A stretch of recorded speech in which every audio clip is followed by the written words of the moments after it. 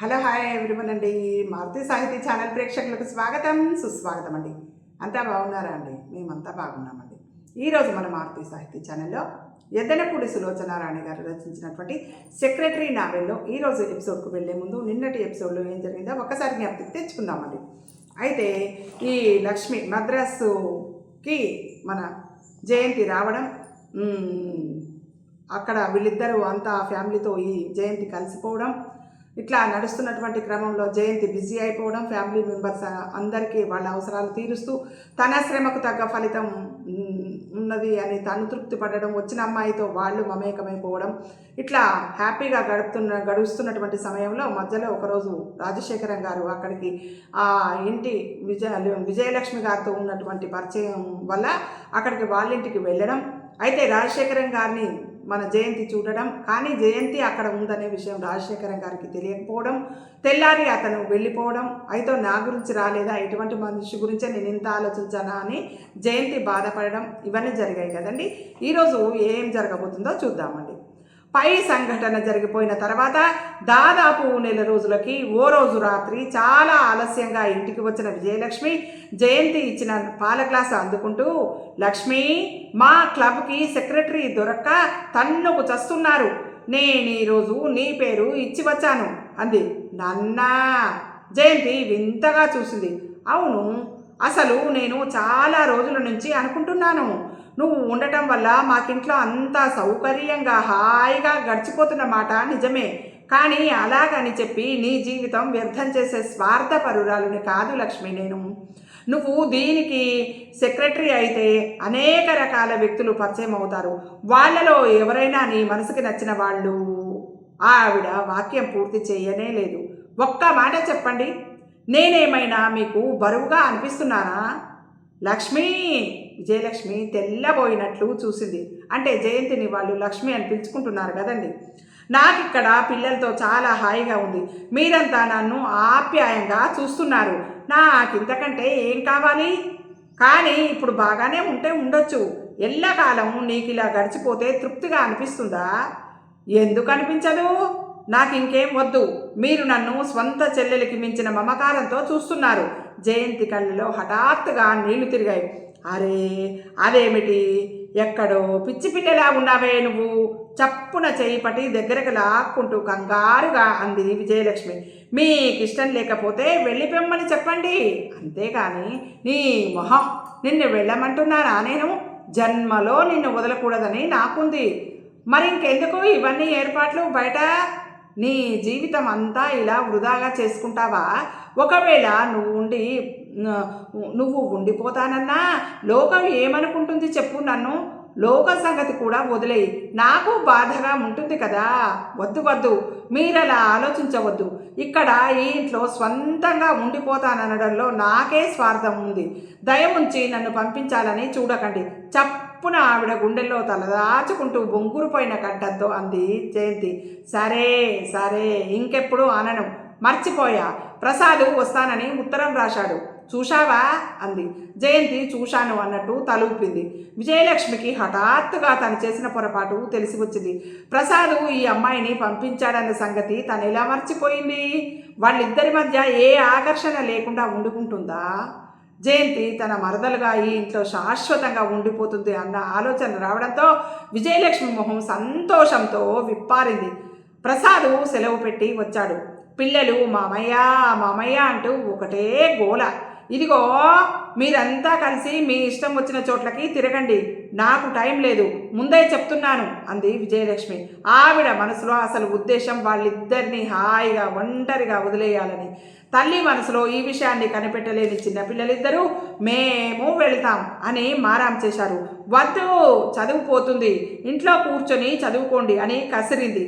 రమ, రవి ఇద్దరు బిక్కమొహంతో జయంతి వైపు చూస్తున్నారు. వాళ్ళ చదువు పాడవకుండా చూసే బాధ్యత నాది అంది జయంతి రమ జుట్టు సరిచేస్తూ. పిల్లలతో కలిసి ప్రసాద్ జయంతి బీచ్కి, పార్కులకి, మ్యూజియంకి తిరుగుతున్నారు. ఓ రోజు సాయంత్రం బీచ్లో రమ, రవి దూరంగా ఇసుకలో పిచ్చుకగూళ్ళు కారుతున్నారు. జయంతి, ప్రసాద్ వెన్నెల్లో తలతల మెరుస్తున్న నీళ్ల వంక చూస్తూ కూర్చున్నారు. తెల్లటి నురగలతో కెరటాలు పరుగెత్తుకుంటూ ఒడ్డుకు వచ్చి వెంటనే చెల్లా చెదరై కిలకిలా నవ్వుతున్నట్టుగా అనిపించసాగాయి. నీళ్లకేసి తదేకంగా చూస్తుండిపోయిన జయంతిని చూస్తూ, మీరు చాలా చిక్కిపోయారు అన్నాడు ప్రసాద్. జయంతి నవ్వి ఊరుకుంది. మనుషులు చిక్కిపోతే మనసులో ఏదో దిగులుంటుందని అంటారు. నాకేం దిగులు, హాయిగా ఉన్నాను. మరి మీ కళ్ళ కింద ఆ నలుగు ఎందుకొచ్చింది? జయంతి మొహం కిందికి వాలిపోయింది. ఆ రోజు హఠాత్తుగా శేఖరం వచ్చి వెళ్ళినప్పటి నుంచి మనసులో లేదు జయంతికి. తనలో శక్తి, ఉత్సాహం అంతా అతనితో పాటే అదృశ్యమైపోయినట్టు అనిపిస్తుంది. చెప్పండి, ఈ ఇంటికి పంపిన వాడిని నేనే. అంతా సవ్యంగా జరుగుతుందా? స్వర్గంలా ఉంది. అది కేవలం నా సంతోషం కోసం అంటున్న మాట కాదు కదా. లేదు, నిజంగా మనస్ఫూర్తిగా చెప్తున్నాను. ప్రసాద్ చాలాసేపు అలల వైపు చూస్తుండిపోయాడు. జయంతి గుప్పిళ్లతో ఇసుక తీసి మెల్లగా వెదజల్లుతోంది. జయంతి పైకి బాగానే ఉంది, కానీ మనసులో ఎక్కడో చీకటి ఉంది. ఆ చీకటి ప్రకాశం మరణం తాలూకాదా ఏమో. అతనిచ్చిన వెలుగు అంత దూరం వెళ్ళటం లేదు. చీకట్లో దాక్కున్న జయంతి బయటపడటం లేదు. ఇది ప్రసాద్ని వేధిస్తున్న సమస్య. జయంతిని పంపిన తర్వాత రాసే ప్రతి ఉత్తరంలో జయంతిని గురించి తప్పకుండా ఓ పేరా రాస్తాడు. మొదట కాకపోయినా మెల్లగా జయంతిని ఉత్తరాలు వ్రాయమన్న కోరిక సూటిగానే బయట పెట్టసాగాడు ప్రసాద్. కానీ జయంతి వాటిని పట్టించుకున్నట్టు లేదు. అది సిగ్గో, ఇష్టం లేకపోవడమో ఏదో తేలడం లేదు. జయంతి చాలాసేపు అయిన తర్వాత జయంతి తర్వాత మళ్ళీ పిలిచాడు. నన్ను చూస్తే నీకేమనిపిస్తుంది అని అడిగాడు ప్రసాద్. చాలా మంచివారని. అంతేనా? మీ పరిచయం అవ్వడం కేవలం నా అదృష్టమని. ఇంకేం అనిపించదా? జయంతి మాట్లాడలేదు. నాకేమనిపిస్తుందో చెప్పనా? చెప్పండి. నత్తగుళ్ళ ఏరుకోవడానికి వెళ్ళిన మనిషికి ముత్యపు చిప్ప దొరికిందని అనిపిస్తుంది. జయంతి, భగవంతుడు అనుకోకుండా ప్రసాదించిన ఈ ముత్యాన్ని నా హృదయంలో భద్రంగా దాచుకోవాలని ఉంది. ఇంతలో పిల్లలు పరుగెత్తుకు రావడంతో సంభాషణ అక్కడికే ఆగిపోయింది. ఇక వెళ్ళిపోదాం, ఆకలేస్తుంది అన్నాడు బాబు. నేను చదువుకోవాలి అంది రమ. సంభాషణ సశేషం జయంతితో అంటూ ప్రసాద్ నవ్వుతూ లేచాడు. ప్రసాద్ మాటల ధోరణి చూచాయిగా అర్థం చేసుకున్న జయంతి మనసు దిగులుతో కుంగిపోసాగింది. లక్ష్మి, బాబు, రమ వీళ్ళందరూ అతను కూడా నిష్కల్మషంగా అభిమానించలేడా? వాళ్ళలాగా ప్రసాద్ కూడా నిష్కల్మషంగా అభిమానించలేడా? తనను స్వంతం చేసుకోవాలన్న తాపత్రయం దేనికి? అతని అభిప్రాయాన్ని కాదని చెప్తే దెబ్బతిన్నట్టు చూస్తాడేమో. ఇంత సహాయం చేసిన మనిషిని బాధ పెట్టడం మటుకు మాత్రం ఏం మంచిది? ప్రసాద్ అంటే కృతజ్ఞత ఉన్నమాట నిజమే, కానీ ఆ కృతజ్ఞత అతన్ని భర్తగా పొందటానికి అంగీకరించడం లేదు మనసు.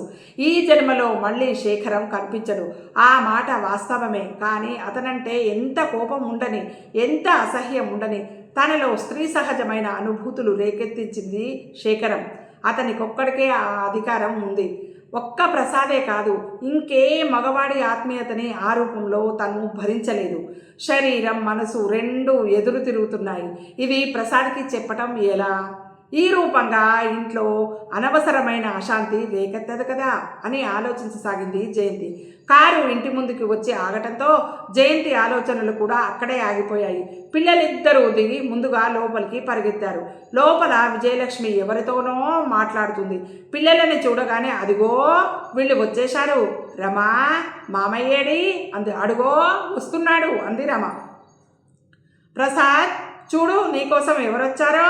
ఎవరు అంటూ గబగబా లోపల అడుగుపెట్టిన Prasad, hello Shekharam, what a surprise అన్నాడు హుషారుగా.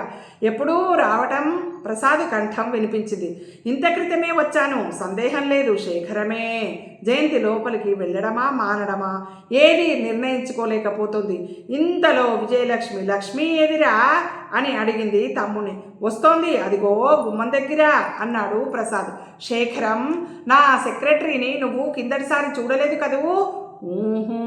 కుతూహలంగా లేచి ఇటువైపు తిరిగి నవ్వబోయిన శేఖరం పెదవులు ఆగిపోయాయి. కళ్ళు ఆశ్చర్యంతో పెద్దవైనాయి. కనుబొమ్మలు ప్రశ్నార్థకంగా చూశాయి. అప్పటికే గుమ్మానికి ఆధారం చేసుకొని నిలబడిన జయంతి నవ్వబోయింది. కానీ నవ్వు రాలేదు. జయంతి! శేఖరం పెదవులు అస్పష్టంగా కదలడం వెనుక ఉండడం వల్ల అక్కా తమ్ముళ్ళిద్దరూ గమనించలేకపోయారు. జయంతి ఏదో చెప్పాలని ప్రయత్నం చేసింది. కానీ అది కూడా పూర్తిగా విఫలమైంది. శేఖరం అడుగు ముందుకు వేశాడు. అరే, అదేమిటి అలా ఉన్నావు? ఒంట్లో బాగాలేదా? కళ్ళు తిరుగుతున్నాయా? ప్రసాద్ పరిగెత్తుకుంటూ వచ్చి 2 చేతులతో పట్టుకుంటూ ఆదుర్దాగా అన్నాడు. ఏమిటి? ఏమైంది? విజయలక్ష్మి కూడా పరిగెత్తుకుంటూ వచ్చింది. అప్పటికే జయంతి ప్రసాద్ చేతుల్లో మూర్ఛపోయింది. నీకు బుద్ధి లేదురా? అసలే ఆ అమ్మాయికి ఒంట్లో బాగాలేదని తెలిసి కూడా వచ్చినప్పటి నుండి ఒకటే తిప్పడం. బాగా అలసట కలిగి ఉంటుంది. పైకి తీసుకెళ్దాం పదా. నువ్వులే అక్కగారిని తప్పించుకొని ప్రసాద్ శేఖరం చూస్తుండగానే జయంతిని 2 చేతుల మధ్య లేవనెత్తి పైకి తీసుకెళ్ళిపోయాడు. శేఖరం, ఒక్క నిమిషం, ఇప్పుడే వస్తా. విజయలక్ష్మి కూడా తమ్ముడి వెనకే పరిగెత్తింది. గదిలో ఒంటరిగా నిలబడిపోయిన శేఖరం ఎంత టైం గడిచిందో అతనికి స్పృహనే లేదు. విజయలక్ష్మి తిరిగి వస్తూ సారీ శేఖరం అంది. పర్వాలేదులే, ఈ అమ్మాయా మీ సెక్రటరీ? అవును. ఏం లేదు, ఊరికే అడిగాను. శేఖరం పెదిమలు ఇంకేదో చెప్పడానికి ప్రయత్నిస్తున్నాయి.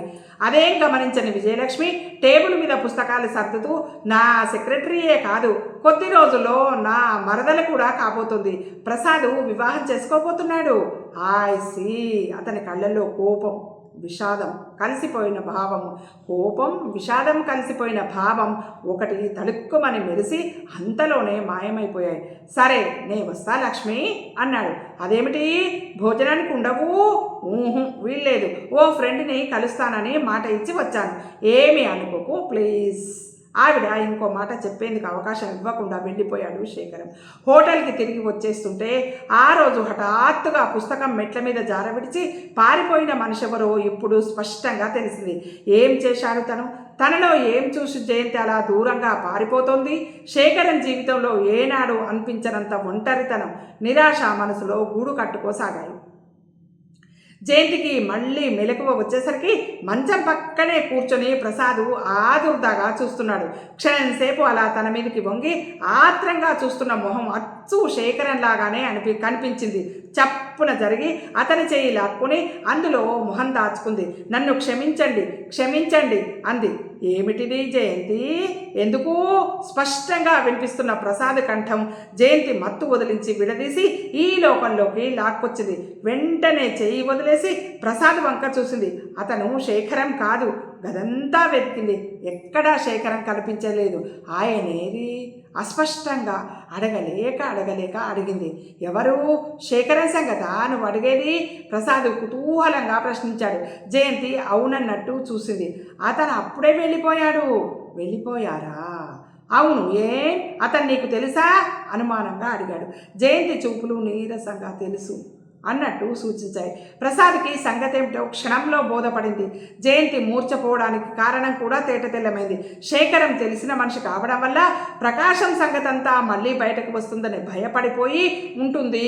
అంటే ప్రకాశం చనిపోయిండు. ప్రకాశము జయంతి కలిసి వచ్చారు కదా. మళ్ళీ జయంతికి శేఖరం తెలుసు కాబట్టి ప్రకాశం చనిపోయింది అంటే ఇద్దరు కలిసి వచ్చింది, ఈ విషయం బయటపడుతుందని జయంతి మూర్ఛపోయిందో ఏమో అని అనుకుంటున్నాడు ప్రసాద్ అన్నమాట. ప్రకాశం శేఖరం తెలిసిన మనిషి కావడం వల్ల ప్రకాశం సంగతంతా మళ్ళీ బయటకు వస్తుందని భయపడిపోయి ఉంటుంది. పిచ్చి పిల్ల. పాపం జాలితో అభిమానంతో ప్రసాద్ గుండెలు సముద్రంలా పొంగాయి.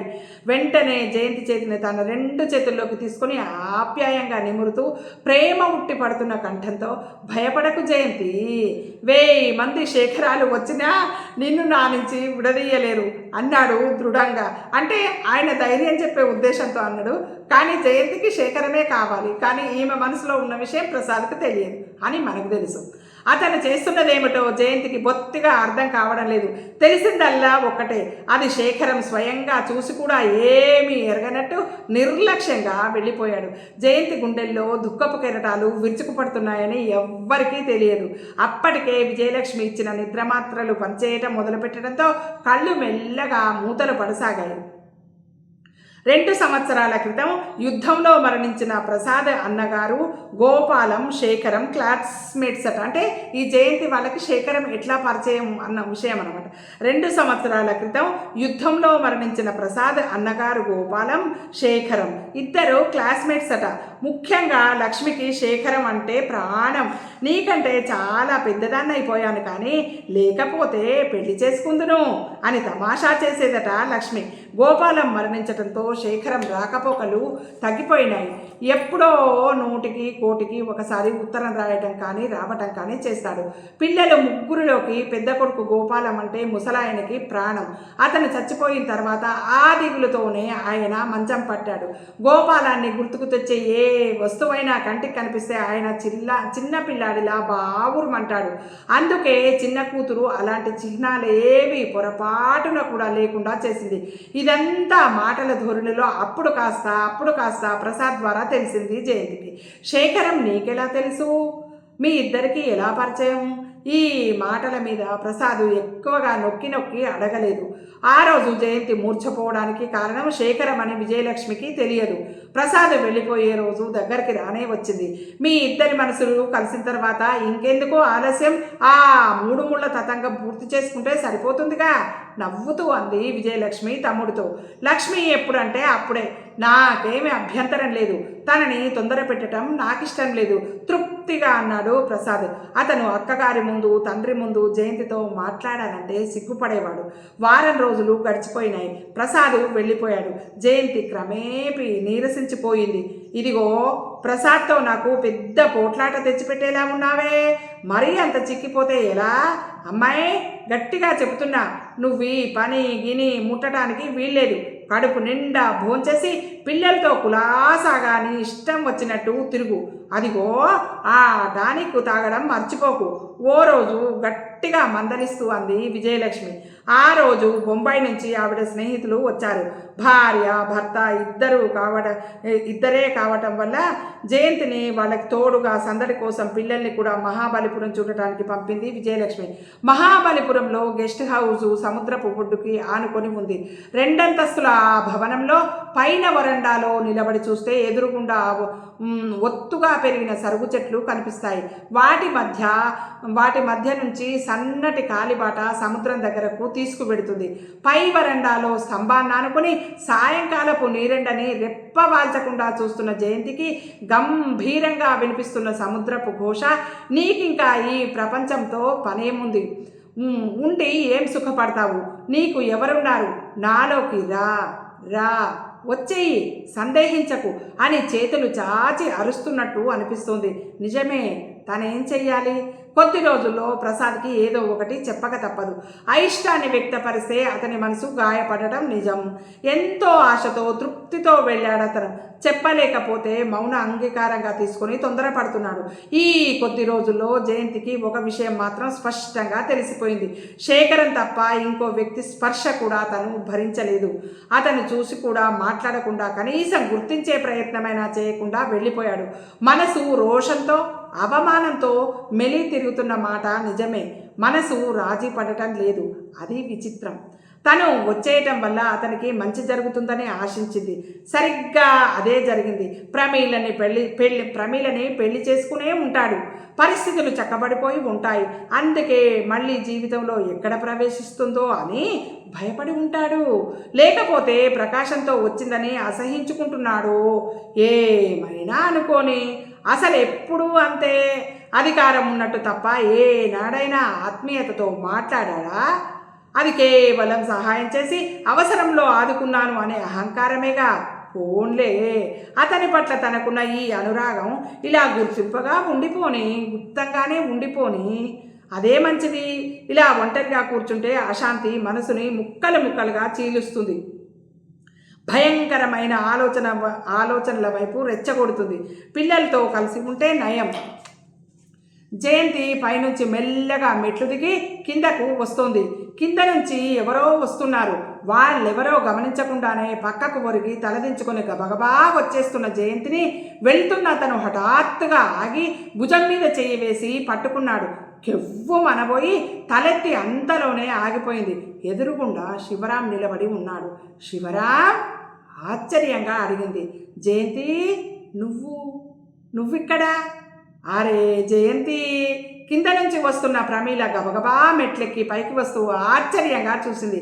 జయంతి శివరాం నోట్లోంచి అంటే అంతకంటే మాట రావడం లేదు. జయంతి జయంతి అంటున్నాడే కానీ ఇంకో మాట రావడం లేదు. అనుకోకుండా అక్కడ ప్రత్యక్షమయ్యేసరికి జయంతికి కానీ శివరాంకు కానీ ప్రమీలకు కానీ మరి నార్మల్గా మాట్లాడే పరిస్థితి ఉండదు కదా. చాలా రోజుల తర్వాత కనపడే వరకు వాళ్ళు అట్లా అయిపోయారనమాట. జయంతి శివరాం నోట్లోంచి అంతకంటే మాట రావడం లేదు. ఇన్నాళ్ళు ఎక్కడున్నావు? నీ కోసం వెతికి వెతికి మా అందరి ప్రాణాలు పోయినాయి అంది ప్రమీల. నేను కానీ మీ ఇద్దరు? జయంతి సందేహంగా ఆగిపోయింది. క్షణంసేపు ప్రమీల శివరాం మొహాలు చూసుకున్నారు. ప్రమీల వెంటనే బయటకంగు లోపల నుంచి మంగళసూత్రం తీసి చూపించి నవ్వింది. అంటే అయ్యో రామా, ఇంకా అర్థం కాలేదా? మేమిద్దరం పెళ్లి చేసుకున్నాం. అంటే శివరాం ప్రమీల మేమిద్దరం పెళ్లి చేసుకున్నాం. తిరుపతి వచ్చి దేవుడి దర్శనం చేసుకుని ఇక్కడికి వచ్చాం. కళ్ళు అపూర్వమైన కాంతితో మెరుస్తుండగా చెప్తోంది ప్రమీల. కానీ ఇదేమిటి శివరాం? జయంతి నమ్మలేనట్టు ఇద్దరి వైపు చూడసాగింది. ప్రమీల, జయంతిని మన గదిలోకి తీసుకెళ్ళు. నేను కిందకి వెళ్ళి బాయ్తో కాఫీ పంపమని చెప్పి వస్తాను. శివరాం జయంతిని ప్రమీలకి అప్పగించి కిందికి వెళ్ళిపోయాడు. రా, నిన్ను చూసిన ఆశ్చర్యాన్ని నుంచి తేరుకోవాలంటే నేను డబుల్ స్ట్రాంగ్ కాఫీ 2 కప్పులు తాగాలి. ప్రమీల జయంతి రెక్కపట్టుకొని చనువుగా పైకి లాక్కెళ్ళిపోయింది. ఎంత పొరపాటు చేశావు జయంతి! ఆ రోజు నన్ను అలా అడిగితే నీ మూడు బాగాలేదనుకున్నాను. ప్రమీలతో నా చనువు నువ్వు అర్థం చేసుకోలేదని మొట్టమొదటిసారిగా గ్రహించి ఎలా చెప్పాలో తెలియక తికమక పడ్డాను. శివరాం చాలా బాధగా అన్నాడు. ఆ రోజే తన విషయం స్పష్టపరిస్తే ఇంత గొడవ జరిగేది కాదేమో. కానీ ఆ రోజు రేఖారాణి. జయంతి ఆగిపోయింది. ప్రమీల శివరాం చూపులు కలుసుకున్నాయి. నే చెప్పలా ఇలాంటిదేదో జరిగి ఉంటుందని? సరిగ్గా అలాగే అయింది. కాఫీ కెటిల్లోంచి కప్పుల్లో వంపుతూ అంది ప్రమీల. రేఖారాణి ఏమంది? జయంతి మెల్లగా మధ్య శివరాం ప్రమీల పర్వాలేదు చెప్పు, నీకేం భయం లేదు చెప్పు, పర్వాలేదు చెప్పు అని ప్రోత్సాహం ఇస్తుండగా జరిగిందంతా చెప్పింది. అసలు ఆయన ప్రమీలని ఆ దృష్టితో ఎప్పుడూ చూడనే లేదు అన్నాడు శివరాం. ఆయన చూసినా చూడకపోయినా జయంతి ఆగిపోయింది. అది నిజమే జయంతి. అసలు ప్రమీలని ఎలాగైనా శేఖరంకిచ్చి వివాహం చేయించాలన్నది రేఖారాణి పట్టుదల. అందులో ఆవిడ స్వార్థం చాలా ఉంది. ప్రమీలైతే ఆవిడ ఆటలు ఎప్పటిలా సాగుతాయి. ఆయన మీద అధికారం కూడా అలాగే ఉండిపోతుంది. అది ఆవిడ పన్నాగం. ఎవరి పన్నాగం? రేఖారాణి పన్నాగం. అంతకంటే ఇంకేం లేదా? నీరసంగా అడిగింది. భగవంతుడి సాక్షిగా ఏం లేదు. మా ఇద్దరి మధ్య పరస్పర ఆకర్షణ ఉందని తెలిసిన క్షణం నుంచి ఆయన ప్రమీలని స్వంత చెల్లెలిగా చూశారు. ఎవరు? రాజశేఖరం గారు. పైపెచ్చు నన్ను తన దగ్గర సెక్రటరీగా మాన్పించేసి పెద్ద ఉద్యోగం స్వయంగా ఇప్పించి నాకు స్థితి హోదా వచ్చేలా చూశారు. వాళ్ళ మాటలు వింటుంటే కేవలం అంతా తన తెలివి తక్కువతనంగా తొందరపాటుగా ఇదంతా జరిగినట్టుంది. అది ఒప్పుకోవాలంటే జయంతి రక్తంలో ప్రతి బిందువు ఎదురు తిరుగుతుంది. కొందరు అంతే ఉంటారండి. వాళ్ళ వైపు నుంచి తప్పు జరిగినా తప్పు నా వల్ల జరిగింది అని ఒప్పుకోవడానికి వాళ్ళు ససేమిరా ఒప్పుకోరు. వాళ్ళకి అది తప్పని తెలుసు, కానీ వాళ్ళ మనసు అంగీకరించదు. అట్లాగే ఇక్కడ మన జయంతి మనసు కూడా తప్పు, తన ఆలోచన ధోరణి వల్లనే తప్పు జరిగిందని తనకు తెలిసినా బయటికి ఒప్పుకోవడానికి మనస్కరించడం లేదు. అయినా అదంతా వదిలేయి. అసలు నీకు బుద్ధి ఎలా లేకపోయింది జయంతి? అన్ని రోజులు అతని దగ్గర ఉన్నావు. అతని చనువు, ఆ మాటల ధోరణి బట్టి నీ పట్ల ఎలాంటి అభిప్రాయం ఉందో కనుక్కోలేకపోయావంటే ప్రపంచంలో నీకంటే మూర్ఖులు ఇంకోరు లేరనిపిస్తోంది అంది ప్రమీల. జయంతి ఎర్రబడిన మొహంతో కిటికీ వైపు తిరిగింది. ఆయన ఎప్పుడు నాకొక్క మాట కూడా చెప్పలేదు. ఏ విషయమైనా కూడా నాకెలా తెలుస్తుంది? నువ్వు గ్రహించి ఉంటావని అనుకుని ఉంటారు. కానీ నేను బెంగళూరు నుంచి ఉత్తరాలు వ్రాశాను. దానికెందుకు జవాబు వ్రాయలేదు? చువ్వున వెనక్కి తిరిగి కోపంగా అంది జయంతి. వాళ్ళు అనుకున్నంత మూర్ఖురాలు కాదు తను. అది వీళ్ళు గ్రహించటం లేదు అని పైపెచ్చి అనుకుంటుంది జయంతి. ఎప్పుడు వ్రాశావు, ఆయనకు అందిందో లేదో అన్నాడు శివరాం. నువ్వు వెళ్ళిన తర్వాత ఆయనకి యాక్సిడెంట్ అయింది, 4 నెల రోజులు మంచంలోంచి లేవనే లేదు, హాస్పిటల్లో ఉన్నాడు, ఆ సంగతి నీకు తెలుసా అంది ప్రమీల. యాక్సిడెంటా, ఎప్పుడు? శివరాం చెప్పాడు. అంటే తను సరిగ్గా వెళ్ళిపోయిన రోజున బెజవాడ నుంచి తిరిగి వస్తుంటే అయిందా? అంటే తను అనుకున్నట్టు ఇంటికి తిరిగి రాగానే తన కోసం వెతికే అవకాశం రాలేదన్నమాట. జయంతికి ఇప్పుడిప్పుడే అర్థమవుతుంది. మంచం మీద ఉన్న శేఖరానికి తర్వాత 2-3 రోజుల తర్వాత తను అసలు ఊళ్ళో లేదని తెలిసి ఉంటుంది. ఆ టైంలోనే తను వ్రాసిన ఉత్తరం ఆ గొడవలో తనకెవరు ఇవ్వలేకపోయి ఉండవచ్చు. జయంతి మనసు మీద పడిన బరువు బాధగా అంతులేని అఘాతాల్లోకి గుంజేయటం ప్రారంభించింది. కానీ శేఖరం ఎందుకు మాట్లాడటం లేదు? కనిపించకుండా వెళ్ళిపోయాడెందుకు? ఈ ఆలోచనతో మతిపోతుంది జయంతికి. బాయ్ చెప్పటం మర్చిపోయాను, మాతో పాటు డాక్టర్ గారు, కామేశ్వరమ్మ గారు కూడా వచ్చారు. వాళ్ళలా దేవాలయం వైపు వెళ్ళారు, కొంచెం సేపట్లో రావచ్చు అన్నాడు శివరాం. జయంతికి ఎందుకో ఒక్కసారి అక్కడి నుంచి దూరంగా, ఎవ్వరూ కనిపించనంత దూరంగా పారిపోవాలనే ఆత్రం కలగసాగింది. కానీ ఆ అవకాశమే దొరకకుండా వాళ్ళిద్దరూ వచ్చేశారు. మొదట్లో డాక్టర్ గారు లోపలికి వచ్చారు. ఆ మూల కిటికీ దగ్గర నిలిచింది ఎవరో చూడండి అంది ప్రమీల హుషారుగా. ఎవరు? బయట నుంచి వచ్చిన ఆయన వెంటనే చూడలేకపోతూ అన్నారు. సరిగ్గా చూడండి అన్నాడు శివరాం. జయంతి పాలిపోయిన మొహంతో ఇటు చూస్తుంది. డాక్టర్ గారి కళ్ళకి క్రమంగా ఆకృతి తెలిసింది. ఆయన వెంటనే ఉన్నట్టుండి నిజమేనా అన్నాడు. జయంతి కదిలి ముందుకు వచ్చింది. ఇదిగో నిన్నే, చప్పున లోపలికి రా. సంతోషంతో ఆయన బయటికి చూస్తూ గావుకెక్క పెట్టాడు. ఏమిటది, ఏమైంది? కంగారుగా లోపలికి వచ్చిన కామేశ్వరమ్మ గారు షాక్ తిన్నట్టయిపోయింది. జయంతి, నిజంగా ఆవిడ చేతులు చాస్తూ అంది. నిజంగా ఏమిటి? నీ మొహం అంత స్పష్టంగా కనిపిస్తుంటే డాక్టర్ గారు మందలించారు. అప్పటికే జయంతి ఆవిడ చేతిలో వాలిపోయి గుండెల్లో మొహం దాచుకొని వెక్కి ఏడవసాగింది.